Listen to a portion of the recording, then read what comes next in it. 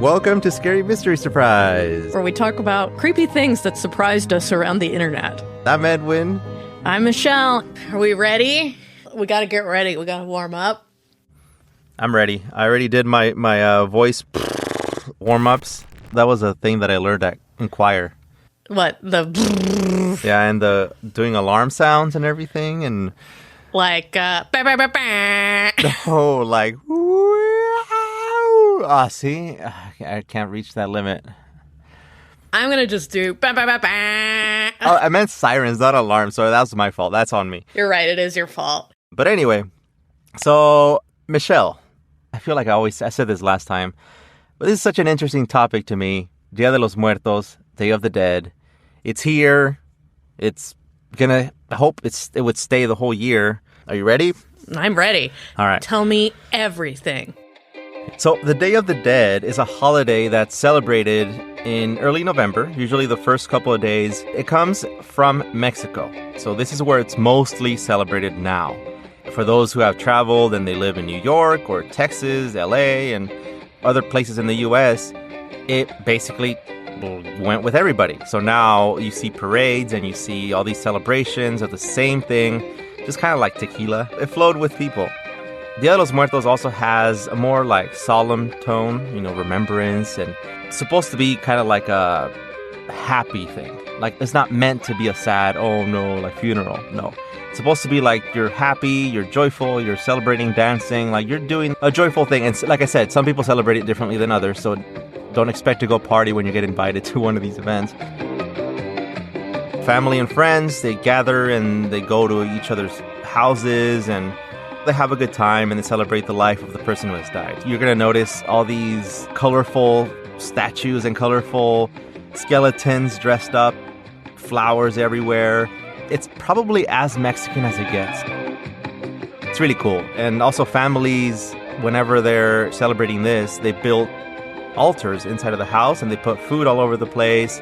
And these are literally just like tables decorated with cloth and flowers and candles and pictures of those who have passed. It goes deeper into if it was a dead child, they bring along toys and presents and all these really cool things. If they're adults, let's say they're an older person, a grandparent or something, they bring atole, which is like this, it's a hot drink. Imagine coffee, but thicker, thickened with some type of flour or corn flour or something like that. I don't know how I feel about what you've just said. You should try it. Michelle, you know what? When we try it, we're going to have to do this on like an Instagram Live or something. Yeah. You're going to love it. You're going to love it. I mean... it's so different, and I'm so surprised when people... Is there caffeine in it? No, there's no caffeine. I mean, there... Okay. Oh, there's no caffeine. Okay. It's not a coffee drink. It's not... Then I'm in. I'll try it. You're not going to see it at Starbucks. Well, you never know. You never know. Oh, this is so political. Just kidding. It's not political. It's cultural... appropriate... theft. Yeah, cultural theft. Yeah, when it ends up at Starbucks, something weird has happened. Poor pumpkins. That happened to them. You're right. Poor pumpkins. They just were replacing headless guys' heads, and now... They're a drink. Now they're a drink, and they have to spice everything. It's just, what a life they've been reduced to. We got to stand up for those pumpkins. Not cool. Not cool. But yeah, it goes along with the pan de muerto, which is the bread of the dead. Sugar skulls. Have you ever eaten one of those candy skulls? I don't think I've bit a part of it. Yeah. I mean, you can, but like, are you supposed to? I think I licked one and I was like, I can't eat this. No, depending on if they made it with like Sharpies, like they decorated it, I don't think you should eat it. This one didn't have Sharpie. Plus, it was handled by a lot of people, It was in my hotel room. It was to celebrate Day of the Dead. I was like, do I eat this? That question has like popped up so often with things. If it was small and it looks like candy, then I guess. But I mean, I'd be worried just because when I see the actual skulls, like they're decorated to look like a certain thing or with certain colors, and usually they go into contests. And there's like glitter stuck on them sometimes. They bedazzled them, so it's like there's glue. but it's sugar, and they're like leaving it for you to eat, but you're not gonna eat glue. So what do I do? You should have asked. Michelle. I feel terrible. Call the front desk and ask. Hi, what do I do with this candy skull? I tried to eat it, but there's like glue on it.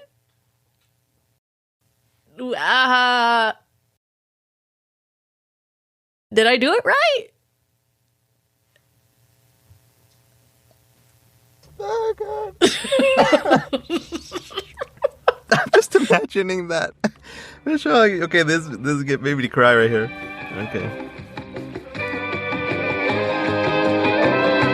Something that I found is that the spirit of the festivity has a lot of things in common with a European tradition called Danse Macabre. Danse Macabre. Danse Macabre. Yep. So that's also the same thing, like where they have allegories of life and death. I don't know if you've heard of this, but you know those people that they paint their faces and they look like an actual skeleton, and then they dress up in flowers, hats, and everything. They're called Catrinas, like Calavera Catrina. And then you dress up as a Catrín, which is the male version of it. You dress up as imagine like the mariachi suit. You walk around like that, or you can just be dressed up in like a very formal suit and tie type of thing with a skeleton face and everything, and you're called a Catrín. But yeah, it's always the same thing. It's a celebration, people dancing, people dressed up, and it's a good time. So people throughout the whole year, they actually plan out Dia de los Muertos. What I found really interesting was this one specific thing, right? It just said there's a 3-day period where families clean and decorate the graves. And they visit the cemeteries where their family members or friends are. And that's where they decorate the graves themselves and build these altars. They're called altares. Probably spelled the same way in English and Spanish. But they include the marigold now. Sometimes it's called Flor de Muerto because of it. It's been associated with the Day of the Dead, and now it's called the Flower of the Dead. By the way, this is from a Wikipedia article on the flowers, where it says that the flowers attract souls of the dead to the offerings. So then they see the flower, they go towards the flower, and then they see the offerings. And it's also believed that the bright petals, with the ones that smell really strongly, can guide the souls from cemeteries to the family home. I do have one question. Uh-huh. What do they do with all the food and all the flowers after the celebration? Does it just go in the trash? I'm pretty sure they eat the good stuff. I've heard that once spirits eat food, you're not supposed to eat it anymore once it's been an offering. So that's why I'm like, oh. And because I never even thought of that, because I know that if they would just leave it to rot, that's messed up. It seems weird to just throw it in the trash, too. What is done with the food when Dia de los Muertos is over? Mm. It says, from this guy who's a Mexican, currently in Mexico, answers. Okay, good. Authentic. He says, you can eat the stuff that doesn't go bad. Okay. The food and the offering is not really thought of as given to the dead, but prepared so they can come for a visit, have a good time, and then go back to where they came from. It's like a banquet prepared for guests. It's just like one can eat the leftovers. Oh, okay. I like that. Okay. That's a really nice answer. I'm solid with that. Like, because the idea of throwing away a bunch of food made me sad. Yeah. And, there's this comment here from this guy who moved to Mexico from Seattle. Let's just see his answer. Let's see what he says. My Mexican friend who was raised in the culture of the Day of the Dead. Okay. Tell me that the food has no flavor as the dead have taken it. Ooh, interesting answer. Okay, that's interesting. Then it says, I suspect no alcohol goes to waste, though. Okay. Well, I'm glad his friend told him that. Michelle, that's Michelle's friend. Look, just because they're from Seattle doesn't mean I know them. It's so a small rude. Town. It's so rude to just assume that all people from Seattle know other people from Seattle. You don't? So rude. So anyway, the story of Mexico's traditions have this amazing combination of European and indigenous identity to them. And like I said earlier, there's a lot of debate all the time. And I had to really filter articles here. And they're trying to get Mexico to have its own identity and then lean more towards the indigenous aspect to it. But the truth is that it's a combination. It's just a mix of everything. I mean, Dia de los Muertos is based a lot on European tradition, and that's true from what I read, though there are a lot of arguments about it. And we're not going to argue today, Michelle. I mean, we just got to take a break from arguing, you know? Yeah, I just want to hear the story. Okay. So I say we get more into more of the creepy stuff that surrounds Mexico and some of these figures that are seen in the altars, right? So one of them is La Santa Muerte, which means holy death, or if you want the literal translation, it's Saint Death, Santa Muerte. And I want to emphasize that it's La Santa Muerte, which is like a female version of it, like La Santa Muerte. And if you want to say it that way, it's kind of like the personification of death itself. So, is it that one figure that is dressed like the Virgin Mary but with a skull face? Yes. Is that the one? Okay. And it's that skeletal being with a robe and kind of like what we see the Grim Reaper to be, sort of. But it's not a dead person. In fact, some people worship it for protection, for job security, if you're sick. It's not uncommon to go somewhere and then they have an altar for, La Santa Muerte and flowers on it and candles on it, and people are just like whatever about it, just like, oh, it's a saint, it's a figure of a saint, and that's it. But it has been in a lot of ghost stories because it's a creepy looking thing. When you see people carrying it in a procession or something, it's a little disconcerting. I kind of get where your mom is like, maybe not for me. Yeah, when I see it, I'm like, ooh, creepy stuff. But really, it's supposed to be like a saint. Funny story, I actually, for my birthday back in 2015 or 2014, I don't remember anymore, I was in Peru at the time. And one of the people from the hostel was like, she was one of the workers there. She's like, hey, I want to take you somewhere for your birthday. And I was like, okay. And then we went through the streets of this, this big city, this Cusco, but it's like this really well-known touristy city, and it's awesome, and I always want to go back there. We went through these streets and zigzagged through everywhere, and then we ended up at this door, and she did somebody peeked through a little window on it, closed it, opened the door, we went in, and then we see this. I want to be respectful about it, but it's this mummified baby. Huh.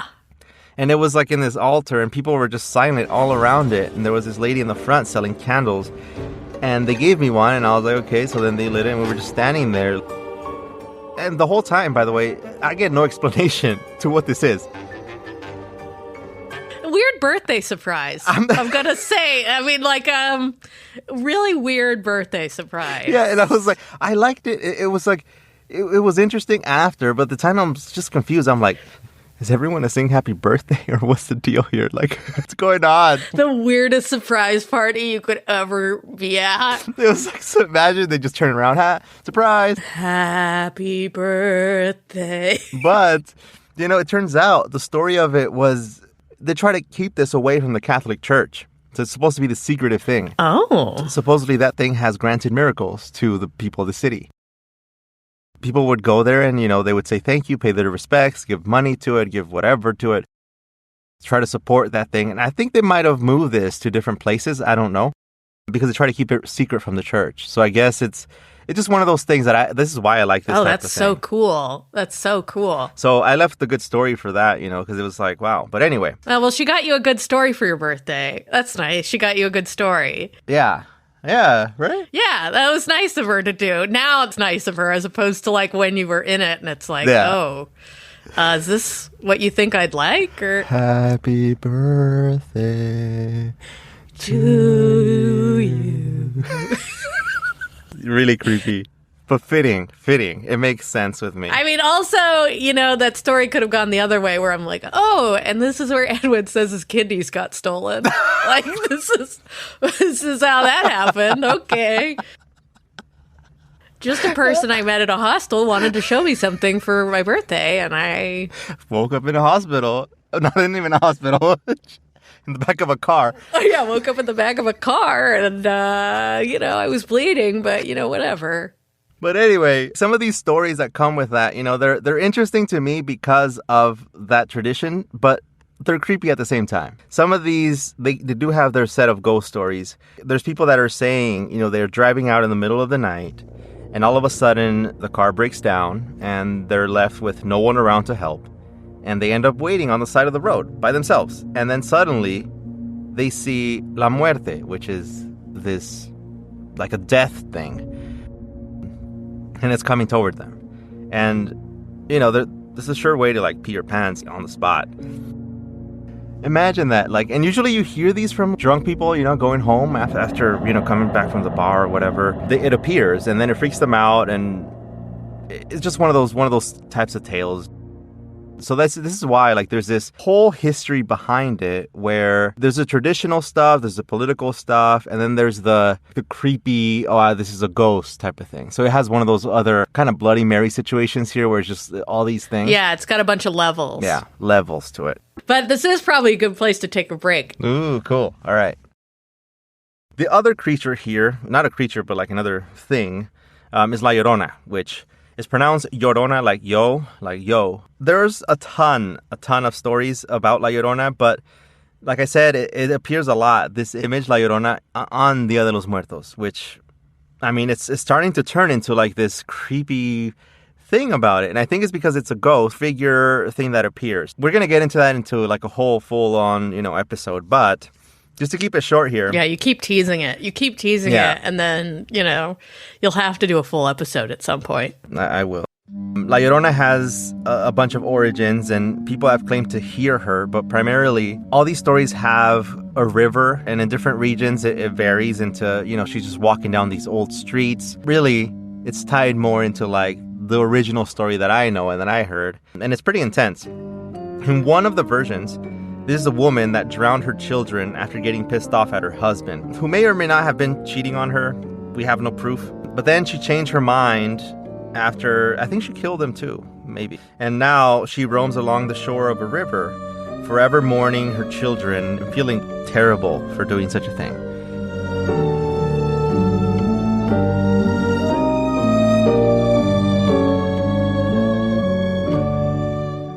I think it comes down to a story of more of, guilt and sadness and tragedy. Yeah, I think regret too. Which, I mean, is super scary. Yeah, and universal. So it's pretty clear why that story keeps getting retold over and over again and adapted to whatever you need it to say. Yeah, and there's also all these YouTube videos that pop up. Oh, here's La Llorona, I hear her.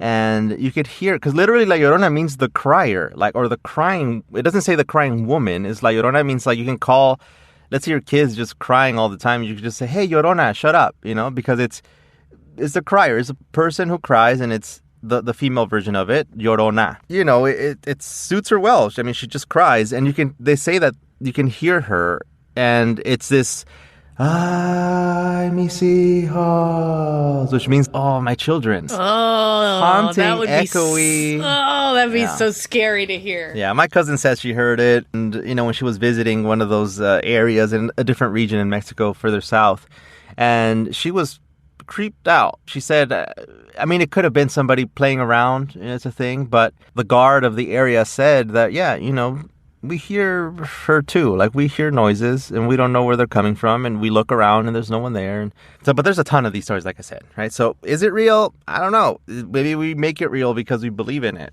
All of these dark lore topics come up during Dia de los Muertos, and there's a lot to it. This is not to talk down on Halloween or anything, but compared to Dia de los Muertos, it has this level of awesome that I like. Sorry, Halloween. You're still cool. I love it, right? But come on. Here in LA, at least, it's the same thing. every year, Oh, yeah. right? You just go, you get drunk in your sexy costume, and that's it. Yeah. In West Hollywood. Or at least to a certain age demographic, that's all you do for hell. You just go to a bar, get drunk in your costume, and that's it. And that's it, yeah. So you end up seeing a bunch of sexy nurses' costumes, people just walking down the street. One time I was the sexy log lady from Twin Peaks. I was trying to do all these sexy, unsexy costumes. So one year I was the log lady, and then the next year I did a Charlie Brown. I tried to do a sexy Charlie Brown. So you just sexify things? Yeah, that was the point. I don't know what tangent I was on. And then I stopped dressing up. And then life got substantially easier when I didn't have to think of theme costumes. For my friends, I know it's the same thing. It's just, okay, so a new scary movie comes out, so you have to go watch it. Then you go to Universal Studios Horror Nights or whatever. You dress up, and then you go trick-or-treating and are told neighbor after neighbor that you're too old and to get your life together. And, Yeah, I hate it when that happens. I had this idea for Halloween recently, and instead of going around for Halloween with little kids and stuff, like, why don't we dress up our dogs and go around the neighborhood? Oh my God. And that would be genius. Right? Why aren't we doing that? Exactly. People love that. Dog treats, candy, and your dog gets to walk. Dog Halloween. And make friends, probably. I don't know, depending on what kind of dog you have. Oh, yeah. They'd love making it. I mean, Robbie going around in the neighborhood, he loves everybody. It would be an excuse for him to go up to and if everyone gave him a treat, he would do that every day for the rest of his life. Just an idea, because all I see is little kids, and I'm like, come on. So, nothing against kids. I love telling kids stories, and I love hanging around them, and they're funny, and they actually believe the stories that I tell, so it makes it really cool. I don't know, I think something's going on there. It's supposed to be a children's holiday, but soon, the children, aka millennials, we grew up and are now taking over Disneyland, and we want trick-or-treating, and we want that stuff. The other day, Michelle, I actually saw a sign at the McDonald's drive-thru when I was getting a breakfast sandwich, and it said, "We are all out of adult Happy Meals. Sorry for the inconvenience." And I was like, adult Happy Meals? And I was like, so of course, I'm waiting in the drive-thru, right? So I'm like, I pulled out my phone and I just voiced it in. I thought I was going to get it wrong because it didn't make sense, adult Happy Meals. Plus, I was afraid of what the results were going to be because, adult in there. But it turns out that these were a thing. And of course, we ruined it. Of course. Because they started trading the toys for enormous amounts of money. Of course. They're trying to use these as NFTs or some, I don't know. Oh my God. Not that I was pro Happy Meal. Well, I heard the buckets were back. Those Halloween buckets? Oh, yeah. I heard those were back this year. So that's why I'm sure there was a big nostalgia push for the witch, the ghost, and the pumpkin buckets. That's why McDonald's was doing it. Because once I found out that McDonald's was trying to get the millennial people, the Gen Zs are not that. Gen Zs are not into McDonald's buckets. Yeah, and I guess it worked. What I saw was just a normal burger, a big old drink, extra large, American size for those of you who are listening outside the U.S. But I forgot they call it that. I forgot. Yeah, if you need to drink 2 gallons of soda, it's called American size. But anyway, Halloween kind of grew up. I feel like millennials really want that thing, want to stick with it. So yeah, I do have friends that want to dress up and go trick-or-treating just for the heck of it, even though they're not supposed to, because I guess there's some unwritten rule that you can't. Well, it's creepy when adults come to your door at night, dressed in costumes. What is this, The Purge? Now, I appreciate that my neighbors and I all have an unspoken agreement where we just turn off all the lights on our street to make sure no trick-or-treaters come down here. I don't know how we never talk about it, but just somehow we all turn out the lights. Nobody gets candy. There's no decorations out. No children come down here. That's hilarious. I thought you were going to say just to make it extra creepy. No, it's just Oh, no. No. You have a bonfire. Rituals. No, we legit keep kids out of here. Also, our street doesn't have any street lights. It only helps to make it even darker. So it's kids miss our street. There's a bunch of kid-friendly streets on either side, but our street, we make it particularly uninviting. Menacing, even. That's awesome. And that concludes the Day of the Dead. Obviously, it's a short summary. And so I highly, highly recommend if you're interested in looking up any of this stuff, make sure you check your sources. That's what I'm trying to say. Because there are a lot of people making things up or leaning onto one side. This is all, a European holiday and it's not Mexican and all these things. And then there's the other side that say this is an indigenous thing. And I doubt that it is. Just my opinion on it. But there are people that study this and they make really solid arguments. That's all I got. Obviously, if you know of any other Mexican legends that are really, really big and around this Dia de los Muertos topic, I want to learn about it personally. So send it to me. Oh, yeah. Email us. That'd be great. Please. hello@scarymysterysurprise.com. Also in the description of the episode. And oh, yeah. And be sure to review. We need some more juicy reviews about stuff you like. Oh, yeah, that's right. Michelle and I, I'm going to say it, Michelle. We kind of read every single review. Yeah, we read everything. And, the show's so new. We want to hear what you like and what's resonating with you. So just let us know. I want to know. I want to know. Leave 5 stars, please. 5 stars. What are we talking about next week, Edwin? I don't know. I think it'll be a surprise. Okay. Anyway, bye, guys. We'll see you next week. See ya.